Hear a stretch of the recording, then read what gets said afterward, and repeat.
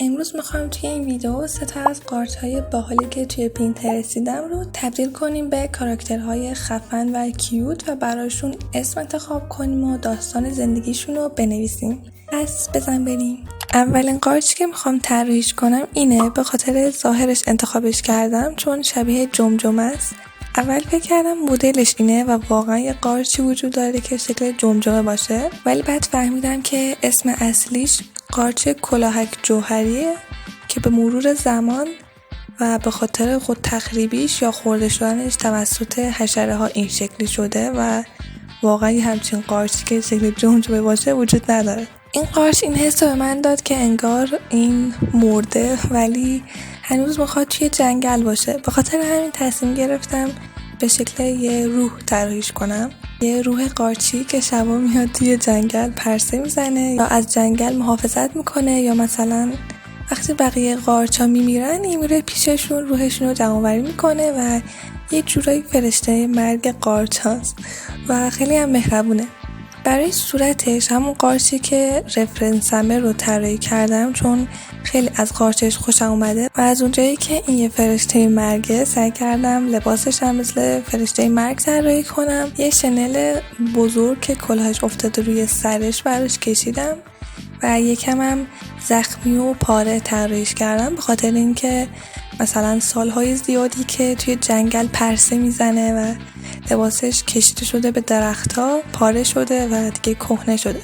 2 اسکلت کوچیک هم برای دکمه‌اش طراحی کردم که بیشتر حس فرشته مرگ بده. برای رنگش هم سعی کردم از رنگ‌های خود قارچ استفاده کنم. این قارچ اول بار انگار سفیده، بعد کم کم به خاطر خود تخریبیش توی جوهر حل میشه و مشکی و بنفش میشه. پس منم از همون رنگ‌های بنفش تیره و روشن و اینا استفاده کردم برای رنگ کردنش. برای شنلش هم یه رنگی که به بنفش بیاد و نشون بده که این یه فرشته مرگه براش انتخاب کردم. نمیدونم به این رنگ چی میگن، آبی نفتی، آبی خالی، نمیدونم.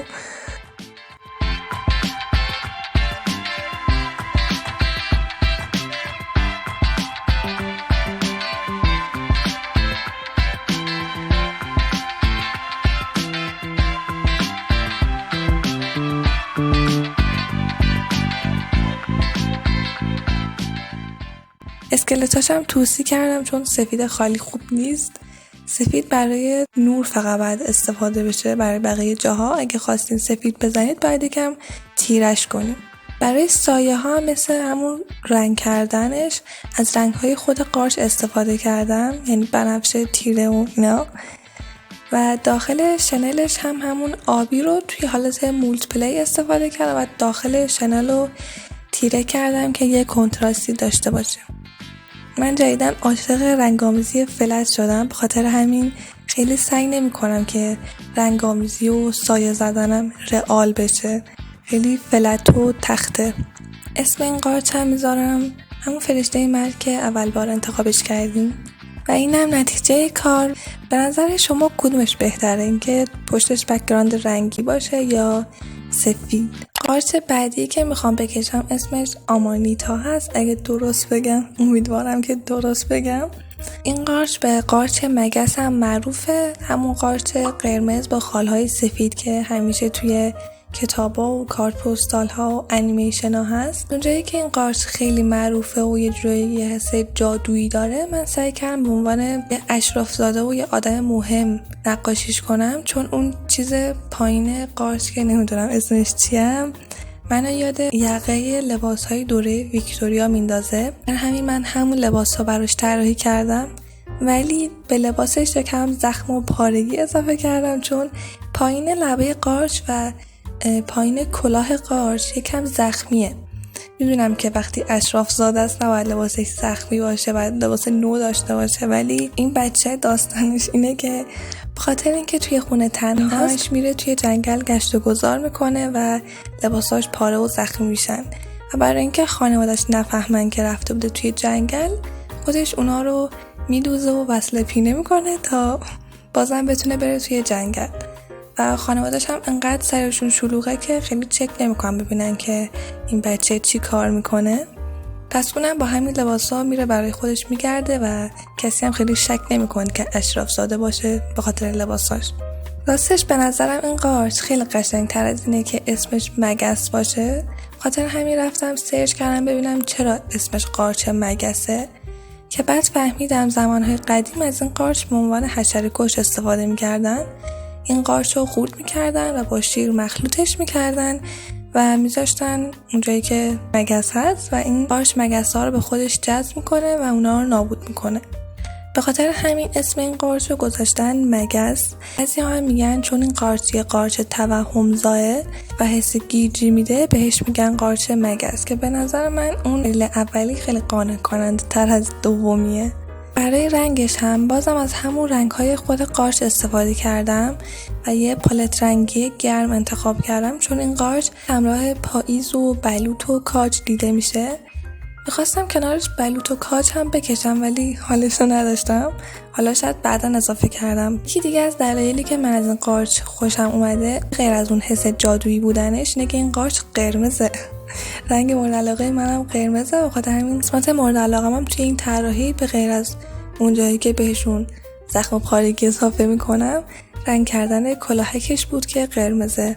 قصه جالب دیگه راجع به این قارچ این بود که میگفتن وایکینگ ها قبل حمله کردن از این قارچ استفاده میکردن که عصبی و وحشی بشن بعد حمله کنن، ولی میگن این یه افسانه است و منم نمیدونم راسته یا نه.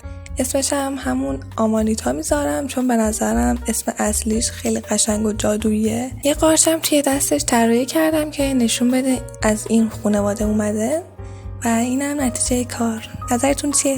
قارچ بعدی که میخوام بکشم بازم همون قارچ کلاه جوهری هست. میدونم که تکراریه ولی من قارچ کلاه جوهری اولی که طراحی کردم به خاطر شکل و ظاهر قارچ بود، نه به خاطر اینکه کلاه جوهریه و اینکه اصلا هم شبیه قارچ جوهری نبود توی اون عکس. پس به نظرم خیلی هم تکراری نیستن. اولین چیزی که من بعد دیدن این قارچ به ذهنم رسید جادوگر بودنشه. به خاطر اون جوهر سیاهی که ازش میچکه این حس رو به من میده که جادوگر باشه. اگه به نظر شما شبیه چیز دیگه ای هست حتما بهم بگید، چون خیلی دوست دارم بدونم شما قارچ ها رو چه شکلی میبینید.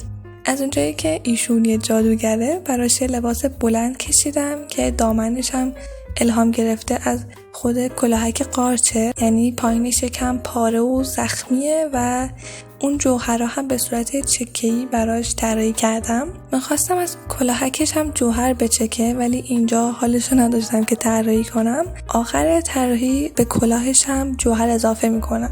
کلی هم پارگی و زخم براش کشیدم چون اولا این کار مورد علاقه من شد که بهشون پارگی و زخم بدم. بعدم همونجور که اول بار گفتم چون این قارچ حالت خود تخریبی داره، خود قارچ هم میگم پاره و زخمی هست، خاطر همین پارگی ها بهش میخوره.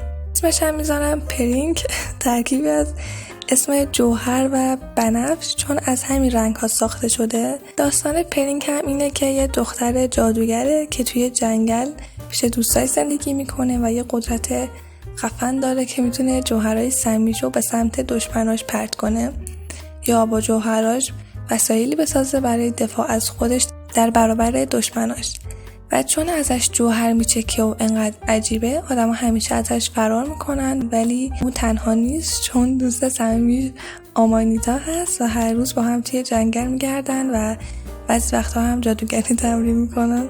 اینکه این قارچ ازش جوهر میچکه اینه که وقتی این قارچ بالغ میشه شروع به خود تخریبی میکنه و همونطور که گفتم توی یه مایع سیاه و بنفشی حل میشه.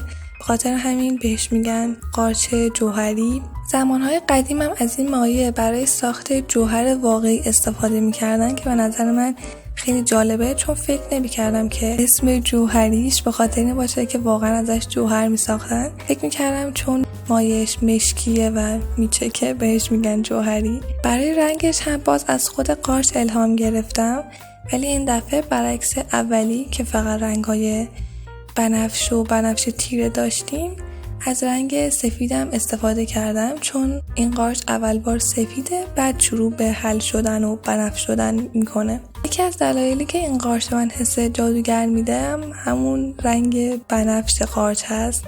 در آخر هم واسه یه کلاهش هم اون جوهره چکه‌ای رو طراحی کردم و یه جوراب توری هم براش کشیدم. اینم از نتیجه کار. امیدوارم خوشتون بیاد. اینم 3 تا کاراکترها کنار هم دیگه. مرسی که تا آخر ویدیو نگاه کردین. اگه خوشتون اومد لایک و سابسکرایب یادتون نره و خدا نگهدار.